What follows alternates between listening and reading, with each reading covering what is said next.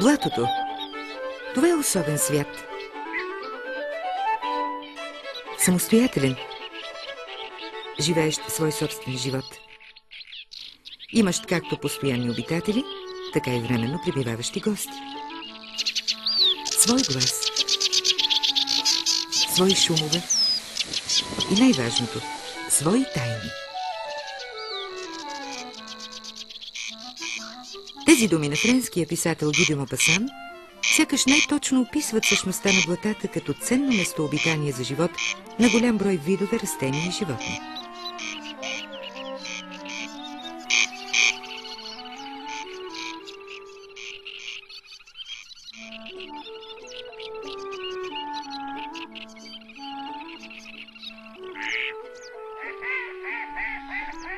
Първите заблатени места на нашата планета се появяват преди около 400 милиона години. Но много от тях и днес продължават да бъдат обвити с мистерия. Хилядолетия наред блатата изглеждали таинствени и дори опасни за хората, защото не са ги познавали добре.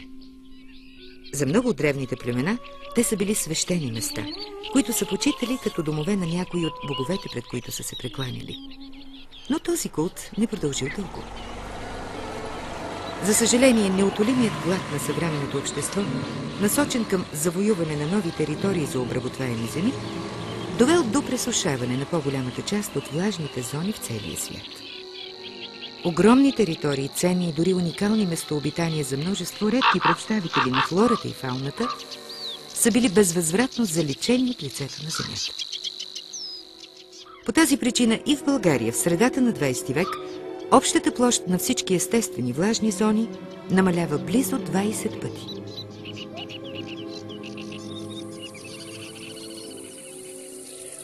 Типичен пример за нелеката съдба, сполетяла голяма част от сладководните блата в световен мащаб, е и Драгоманското блато.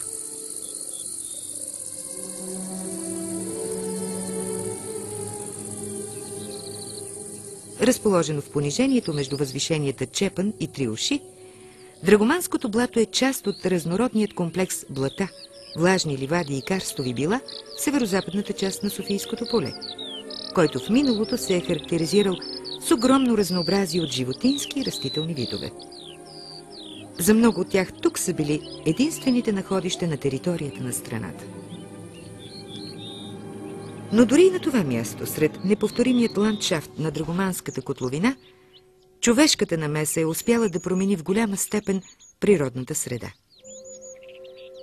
След прокопаването на мрежа от канали в средата на миналия век и последвалите отводнителни мероприятия в блатото, за период от около 40 години животът в него замира.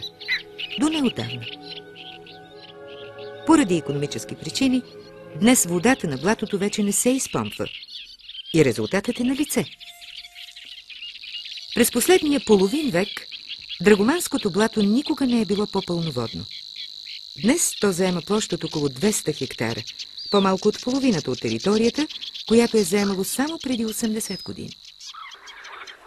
Възвръщането на предишния му облик е причина в района в наши дни да бъдат установени над 190 вида птици.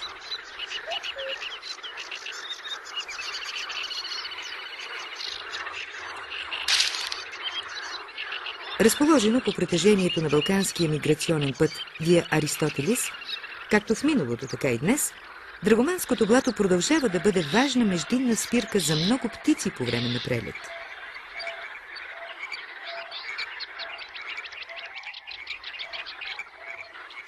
Привлечени от благоприятните условия и богатата хранителна база, множество щъркели,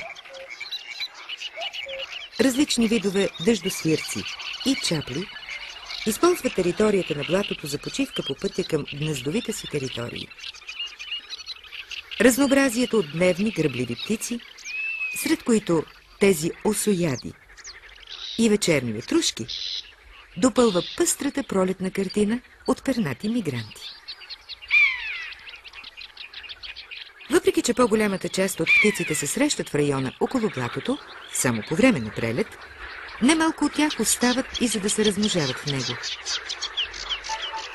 С появата на утренните слънчеви лъчи и с откритите места в каналите започва да кипи живот. Тук лиските изхранват с часове многочисленото си поколение под ленивите погледи на блатни костенурки и големи водни жалки. Потомството на малкия гмурец явно се е излюпило съвсем наскоро. Въпреки това, малките вече са овладели гмуркането под водната повърхност като основен метод за избягване на различни опасности. Сред най-гласовитите обитатели на блатото е тръстиковият дрозд.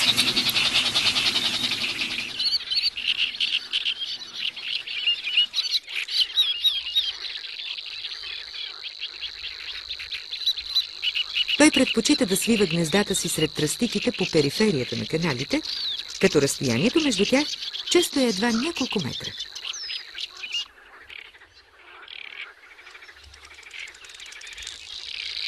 Макар и значително по-малоброен, тръстиковият цвъркач също обича да демонстрира присъствието си, кацнал на някой връх. Но сред тръстиковите стъбла се крият и някои доста по-потайни обитатели на блатото.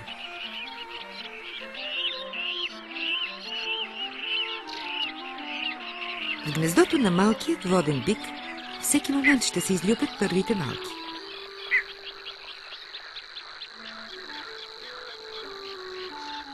Скоро след като отраснат малко, те се разпръсват наоколо и родителите имат грижата сами да ги намират и изхранват. Сумрачните часове на деня и водните дърдавци са се активизирали.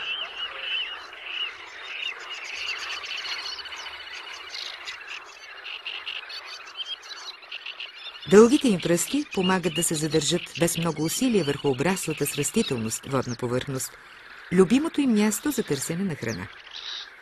В такива моменти те са доста непредпазливи и могат да допуснат човек едва на броени метри от себе си.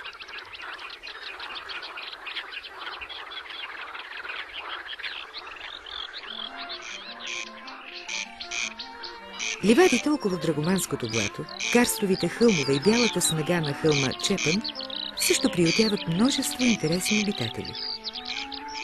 Този горски сънливец още си почива след успешния лов през нощта, но скоро се отправя към леговището си, където ще прекарат деня в сън.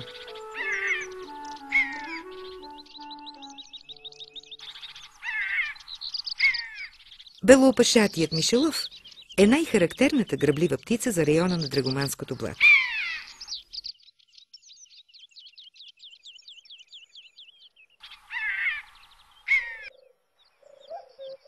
Той с часове облита територията си в търсене на плячка за подрастващото поколение.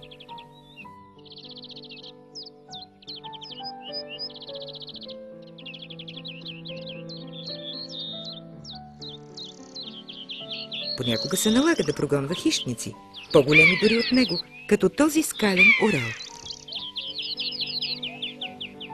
За орелът змияр обедната горещина означава храна. Тогава влечугите, с които той се храни, са особено активни и лесно забележими от високо.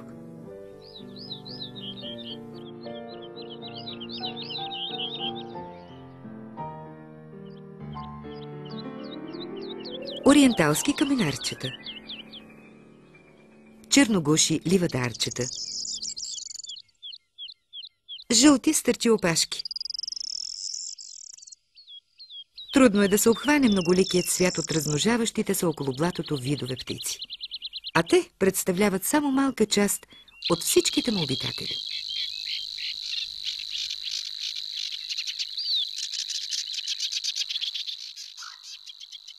Въпреки че голяма част от растенията, описани за Драгоманското блато, са изчезнали след пресушаването му, днес тук все още се среща изключително множество от разнообразни и редки представители